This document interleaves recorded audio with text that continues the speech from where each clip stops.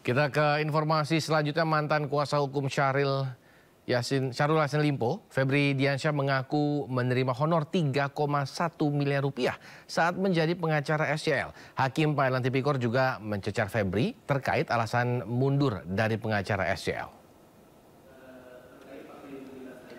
Mantan Kepala Biro Humas KPK Febri Diansyah bersaksi di sidang kasus dugaan pemerasan dan gratifikasi dengan terdakwa mantan Menteri Pertanian Syahrul Yassin Limpo. Dalam sidang, Febri mengaku mundur sebagai pengacara SCL karena pernah dicegah ke luar negeri usai diperiksa penyidik KPK. Febri kemudian tak lagi mendampingi SCL sejak pertengahan November 2023. Febri juga mengaku mendapat honor 3,1 miliar rupiah dari SCL selama mendampingi SCL. SCL sebelumnya didakwa memeras anak buahnya di Kementan dan menerima gratifikasi senilai total 44,5 miliar rupiah. SCL didakwa bersama dua anak buahnya, yakni Sekjen Kementan nonaktif Kasdi dan Direktur Kementan nonaktif Muhammad Hatta. Integritas tadi. Sementara itu, satu saksi yakni GM Media Radio Prambors atau PT Bayu Reksa Dirgaraya Esanto mangkir dari panggilan. Pemeriksaan Dirgaraya di persidangan sedianya untuk menelusuri proyek pengadaan di Kementerian Pertanian yang diduga melibatkan keluarga SCL.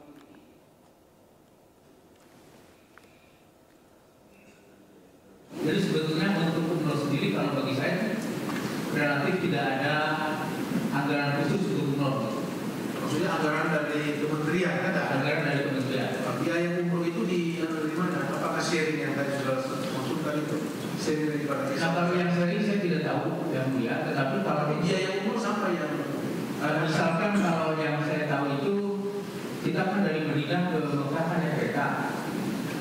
Nah itu kita sendiri bayar. Kemudian selama kita makan, ya kalau pagi kan kita makan di hotel. Kalau malam biasanya kita makan di luar. Ya, itu biasanya juga bayar sendiri. Jadi begini betul. Tapi kan untuk ibadah Umroh itu kan ada biaya sendiri kan? Ada biayanya kan? Ada. Pertanyaan tadi kan apakah sudah ada pengeluaran biaya untuk pelaksanaan Umroh itu secara pribadi atau tidak? Itu aja. Ya itu kalau secara pribadi kami ada kontribusi. Ya, tentu kalau tiket memang tidak, karena tidak perjalanan dengan kereta. Kalau jelas ada ya? Ada. Kalau kami ada. Ya teman-teman itu ada. Berapa orang? Banyak. Semua yang ikut itu banyak. Yang saya lupa berapa orangnya. Ya. Tapi banyak Pak. Jadi eselon 1. Apakah keluarga menteri juga ada yang ikut? Ada. Hubungan darah? Ada. Keluarganya siapa? Yang ikut. Yang saya ingat itu ada ibu. Kemudian juga ada putra beliau, ya, Kang Gindo, kemudian istrinya Kang Gindo, kemudian anaknya 2, ya, yang besar sama yang kecil, kemudian asisten. Ya, untuk mengetahui perkembangan terkini dari kasus korupsi mantan-mantan SCL, sudah ada rekan Syahreza di Gedung Tipikor Jakarta. Syahreza, selamat sore. Terkait 5 saksi yang dihadirkan oleh JPU, apakah semua saksi hadir di persidangan? Silakan. Baik Samuel dan juga pemirsa, jika berbicara mengenai sidang lanjutan dugaan kasus gratifikasi dan pemerasan yang dilakukan oleh SCL yang diselenggarakan di Pengadilan Negeri Tipikor pada hari ini, kalau berbicara mengenai saksi, ada beberapa saksi yang mangkir dari persidangan kali ini dari pihak GM Prambors, di mana tadi disebutkan bahwa mangkir karena ada keperluan lain sehingga harus absen dari pemeriksaan sidang lanjutan pada hari ini. Namun dari jalanan sidang yang dimulai pada pukul 10 pagi waktu Indonesia Barat tadi, kami mendengar beberapa keterangan dari beberapa saksi lain. Salah satunya adalah saksi yang dihadirkan oleh Jaksa Penuntut Umum KPK, yakni mantan juru bicara KPK Febri Diansyah, yang juga merupakan mantan pengacara bagi SCL semasa kasusnya tengah diselidiki oleh pihak KPK. Dan jika menilik keterangan keterangan dari pihak Febri Diansyah yang bersaksi di hadapan Hakim Ketua Rianto Adam Ponto. Febri menjelaskan bahwasanya menerima uang sebesar 800 juta semasa terjadinya penyelidikan yang dilakukan oleh KPK di saat SYL kasusnya tengah diurusi oleh pihak KPK. Sementara di sisi lain, Febri juga menerima uang sebanyak 3,1 miliar rupiah semasa kasus daripada penyidikan ini, kasus daripada SYL ini tengah masuk ke ranah penyidikan, sehingga ditegaskan kembali oleh Febri bahwasanya uang ataupun sumber dana tersebut ini berasal dari dana pribadi SYL, bukan dari uang simpanan ataupun uang kas dari pihak Kementerian Pertanian.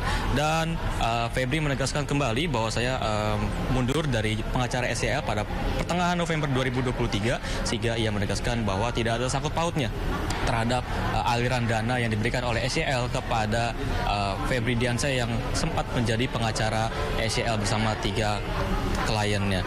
Dan berbicara mengenai saksi lain, tadi siapa aja yang hadir selain Febri, ada juga Kepala Rumah Tangga Rumah Dinas Menteri Pertanian era SYL yakni Sugianto, dan juga turut hadir saksi lain seperti Kepala Badan Penyuluhan dan Pengembangan SDM Pertanian yakni Dedi Nursyamsi, serta staf Direktorat Alat dan Mesin Pertanian yakni Sugi Sefyahana yang juga memberikan kesaksian lain seperti yang dibeberkan oleh Febri Diansyah. Nah, jika mengutip beberapa pertanyaan dari mereka, tadi sempat diomongkan kembali, dijelaskan keterangan soal SYL ternyata selama ini sejak tahun 2019 kerap kali memanfaatkan anak buahnya untuk mendapatkan uang sebagaimana kepentingannya dia sebagai Menteri Pertanian pada waktu lalu. Sementara ada keterangan lain seperti SYL kerap kali melakukan perjalanan dinas luar negeri, bahkan sempat membawa ke keluarganya untuk ikut umroh ke Arab Saudi. Lalu ada juga keterangan lain seperti SYL juga kerap memotong uang perjalanan dinas bagi para bawahannya, begitu hingga 50%. Artinya adalah adanya kepentingan yang begitu besar yang dilakukan oleh SYL semasa menjabat sebagai Kementerian Pertanian. Lalu juga ada keterangan seperti SYL ternyata ini pernah melakukan atau menulis himbauan bagi para pegawainya, baik itu tingkat eselon 1 ataupun yang lainnya, bahwasanya meminta agar anak buahnya tidak melakukan korupsi nepotisme semasa ia menjabat sebagai Menteri Pertanian pada tahun lalu. Dan jika direkap kembali, Samuel dan juga pemirsa, bahwasanya SYL ini didakwa dengan kasus gratifikasi dan pemerasan sebesar 44,5 miliar rupiah, begitu, dan ini dilakukan oleh terdakwa lain yang juga anak buahnya seperti Kasdi yang merupakan Sekjen Kementan Nonaktif, lalu ada juga Direktur Kementan Nonaktif Muhammad M. Hatta maksudnya yang diadili dalam berkas perkara terpisah pada hari ini. Dan Samuel dan juga pemirsa, untuk diketahui juga untuk sidang selanjutnya ini akan digelar pada pukul 5 Juni 2024, di mana nantinya yang dihadirkan adalah saksi dari pihak jaksa KPK. Begitu nantinya akan dilanjutkan lagi persidangan pada tanggal 10 Mei yang nantinya akan menghadirkan berbagai saksi dari pihak terdakwa. Lalu juga akan dilanjutkan persidangan lain pada tanggal 12 Mei 2024 untuk menghadirkan sejumlah saksi dari terdakwa maupun juga dari saksi keterangan ahli. Sementara itu, Samuel. Baik Reza, mungkin ralat di Juni mungkin seperti itu ya Reza ya nanti tanggalnya. Terima kasih Reza atas laporan Anda dari Tipikor Jakarta Pusat. Selamat bertugas kembali dan selamat sore.